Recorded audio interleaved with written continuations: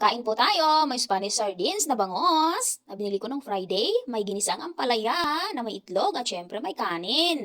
Kaya ko po ginawang Spanish sardines ang bangos para makain ko ang lahat ng parte niya, pati yung pinakamalaking tinik niya, nakakain yan, basta Spanish sardines ang gawin mo. Ito po ang mga sangkap na ginamit ko at lahat ng parte ng bangos bukod sa ulo na sinabawan ko nung nakaraan ay ginawa kong Spanish sardines. Naglagay din po ako ng olive oil, hindi ko na lang po naipakita, at saka kunting tubig. At saka ko iniluto sa pressure cooker ng mahigit 1 oras para siguradong malambot na malambot, pati ang kaibuturan ng kanyang tinik. Ito naman ang ampalaya na binili ni Cheryl na binigyan niya ako ng kalahati at sabi nila mapait daw ang ganitong klaseng ampalaya na masyadong kulubot. Malalaman natin mamaya. Ginayat ko siya o hiniwa ko na at binabad ko sa tubig na may asin. So ayan, para kung sakaling mapait man siya ay maalis ang pait niya. Hindi ko po yan siya nilamas ha, basta binabad ko lang. Then pagkatapos, nagisa na ako ng sibuyas, kamatis. Then pamaya-maya pa ay inilagay ko na siya.